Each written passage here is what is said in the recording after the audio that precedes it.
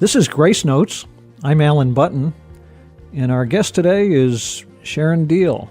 Sherron is a former principal and executive director of communities and schools in Rocky Mount, and she comes to us by way of a nomination from Ginny Moorbutter, executive director of United Way in the Rocky Mount Nash Edgecombe region. And Sherron, Ginny said about you that you've touched thousands of lives during your service as a principal and with communities and schools, and you are one who's been dedicated to the children and families of the areas in which you've lived for many, many years. Welcome.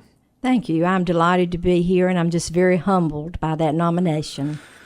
Well, we, as you know, from having listened to the station, we're interested in putting a little spotlight on those who have made a positive difference in the lives of other people, whose names may not be household words, but who have contributed to the lives of individuals and families and so on. And you fit the bill beautifully. Well, thank you so very much. If we could, tell us first a little bit about your history, where you got started and how you got to where you are today. And just as a precursor to that, I'll let our listeners know that you've been married almost 51 years, so they know there's some history there to talk about. That is true. I've been very fortunate to be married to the love of my life, who also happened to be my high school sweetheart. Mm-hmm. We were married 50 years in December of last year, so we are working on 51. Well, congratulations. Thank you. Thank you. He says he's not sure if it's due to his wisdom and my foolishness or just vice versa. But fortunately, we've both been very determined that when you go into a marriage, it's a permanent thing. Mm-hmm. And you have 2 sons, I understand, and a couple of grandchildren. Yes, we do. We have 2 sons and 2 wonderful daughter-in-laws, and also 2 grandchildren who are just the joy of our lives. Where did you grow up, Sherron? I grew up in Edgecombe County in a little crossroads called Macclesfield. It's a wonderful farming community, one of those little towns where at that point in time everyone knew everyone. And from Macclesfield, I understand you went to East Carolina University. Yes, I did. I graduated from South Edgecombe High School and went to East Carolina University. I was an education major there, education and library science. Tell us about the travels that you made after that. After college, my husband and I have lived in several different places, mainly because he wound up being involved in county government, and that led sort of from one place to another. Mm-hmm. And during that period of time, I was fortunate enough to be able to receive additional training and was able to fill a lot of different roles in education, all of them very fulfilling, and it seems as if one kind of built upon another. And finally, I ended up as an elementary principal, and that was just a delightful place to be and to watch young children grow, and that's the area that was really the heartbeat for me. Tell us a little bit more about that. Why is that? Well, when you're working with young children, you know, they are so open and so ready to learn and so receptive to everything that's offered to them that it's just such a joy to see that. And they are so loving. So it's an opportunity to interact with them on so many different levels. And as a mother, well, it was just a way to share even some of those motherly feelings that you have that are just so warm toward children and that they respond to in such a wonderful way. Because you no doubt ran into a lot of kids who didn't have that kind of warmth and care at home. That's very true. So it was a great way to share that with them. You've identified a song for us that seems to me to fit in pretty well here, Wind Beneath My Wings. Tell us why that one is special to you. Well, that song is very special to me because I see that the wind beneath our wings is something that we all have experienced. None of us have gotten where we are in life without having those who supported us in various ways. And I think it's something that we're called to pass on to others. And in the case of children and students, I saw it so frequently with all the teachers who are involved with them, with the support from parents, grandparents, and others, that without giving them that support, that wind beneath their wings, they wouldn't be able to see what they're capable of and to have those dreams that finally carry them way above the things that we could imagine for them. You've said it well. It takes me back to my days as a school child, realizing, just as you're saying, that there are so many people who provided support for me. Yes, it's sort of that it takes a village to raise a child concept. Let's hear the song, Wind Beneath My Wings by Bette Midler.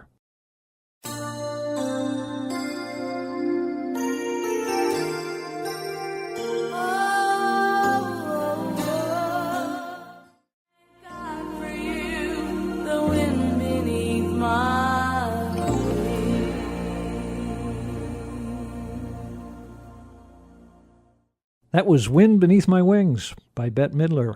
And if you're just joining us, our guest today is Sherron Deal. Sherron is a former elementary school principal and executive director of the local Communities and Schools organization. Sherron, you've talked about how special that song is because of the support that it identifies as important to young people. I'm guessing, though, that it's one of those situations where it's sort of it takes one to know one kind of situation. As you think back on your life in your younger years, perhaps, is there anyone in particular that comes to mind as one of your heroes who provided you with that kind of support?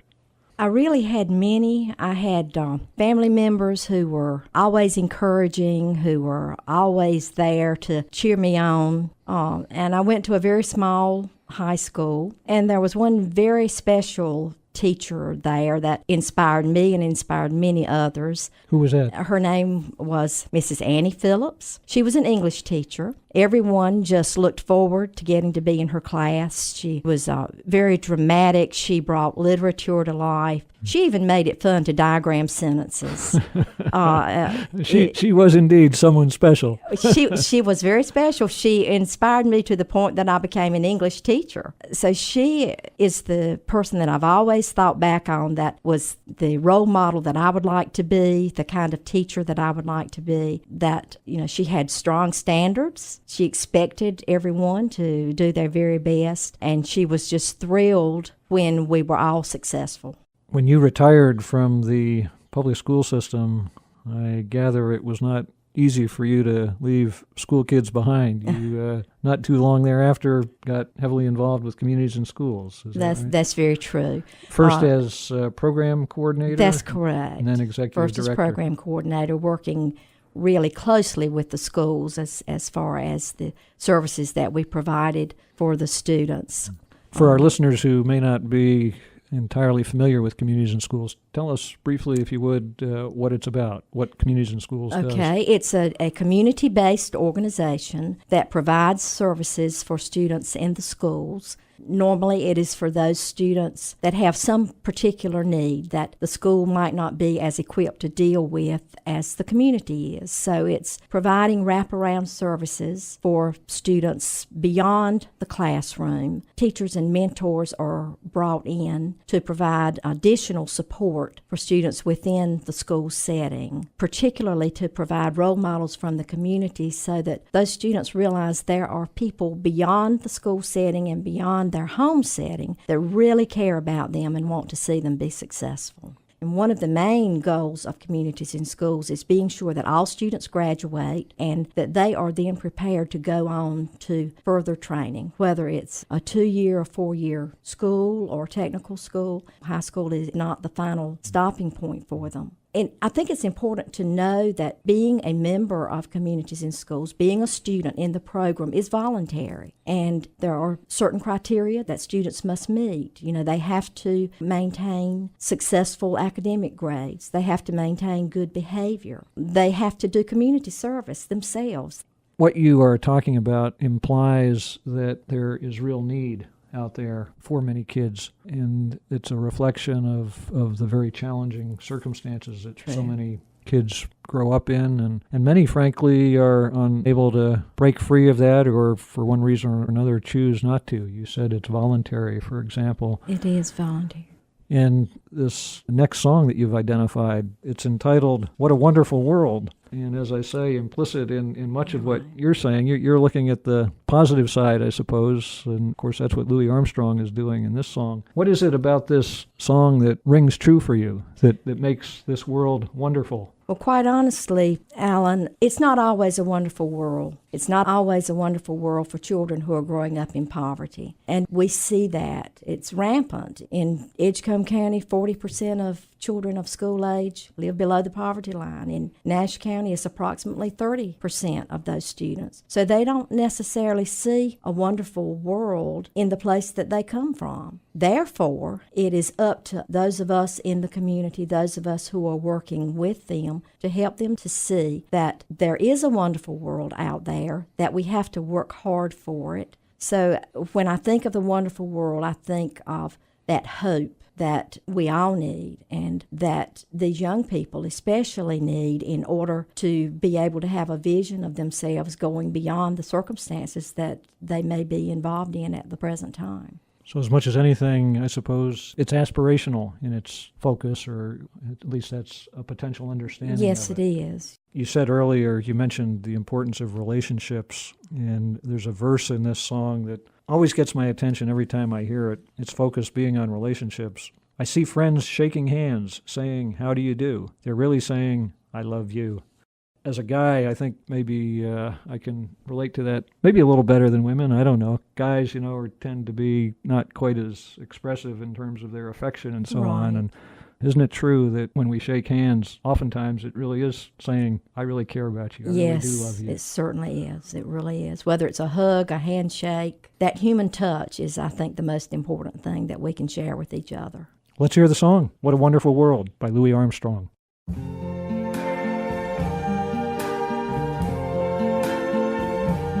I see trees of green,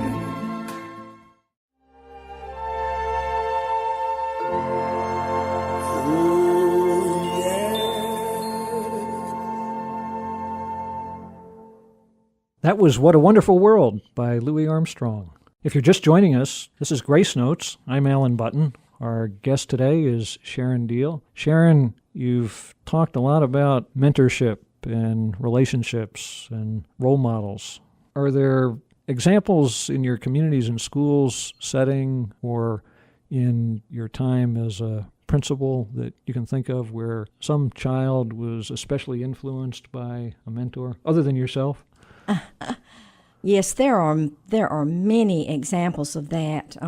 In fact, in working with communities and school students, whenever I had the opportunity to do interviews with them, we always do exit interviews when they're leaving high school, when I would ask them, what about communities in schools has made the biggest impact on you? They always said, well, it was Mr. Button who came and mentored with me when I was possibly a middle schooler. And I was having a hard time. I wasn't getting along with my parents at home, and sometimes I was acting up in class. And he would come in and talk with me and share with me some ideas about how I could do those things better and how I could react better. So it was that helped me. And as I matured a little bit, I realized that I could sort of take hold of those things on my own. That was a story that I heard over and over again from students who were involved with communities in schools, that it was those relationships and those role models that were really what made the huge difference with them.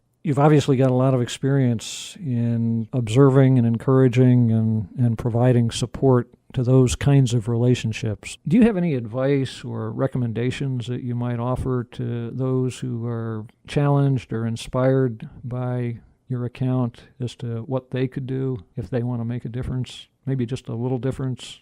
I think those opportunities are there for us every single day, and it's very important to watch for them. Many times we don't realize the impact that a small exchange of affection or caring or encouragement means to another person, whether it's a student or even a friend. So I think that we all have that mission to do.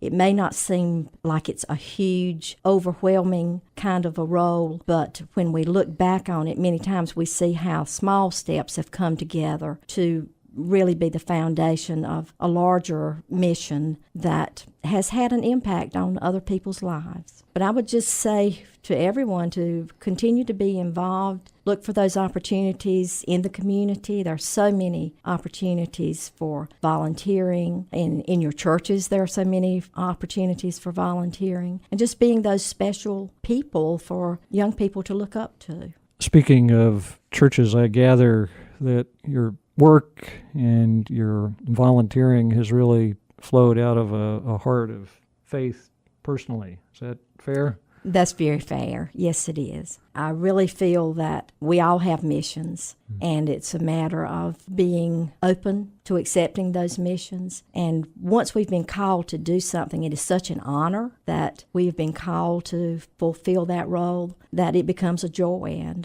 it's just what makes life worth living. I'm interested in your thinking about this third song that you've identified, why it is that it's special to you. We Are the World. Tell us about that. It is just so amazing to me that we have this huge world of people who have so many gifts and abilities and things to offer to everyone, and that each one is unique and each one is needed in order to make the whole come together. So I truly believe we are the world, and each one has a special place, and one person's place is no more important than another in making everything come together the way it needs to be. You know, as I've looked at the lyrics, there are a couple of themes that stand out to me that are consistent with what you've just been talking about. We are the world, we are the children, we are the ones who make a brighter day, so let's start giving. There's a choice we're making. We're saving our own lives. It's true, we'll make a better day, just you and me. It reminds me of that line that we sometimes hear, something like, be the change that you want. I'm not quoting it exactly, but right. You get the idea of what I'm trying to say? It is. You know, that thing that we're helping our own selves. When we help other people, when we help them to grow and prosper and be successful, it always comes back to us. You know, we are definitely helping ourselves. So in a way, it's a little bit selfish. Well, Sherron, it's been a real pleasure to talk with you, and you're an inspiration. I thank you for sharing with us and wish you the very best as you approach your 51st anniversary here. Thank you very much. Thank you. It's been a pleasure to be with you. Yeah, thank you for taking the time to be with us. Let's go out by hearing the song, We Are the World. There comes a time when we heed a certain call, when the world must come together.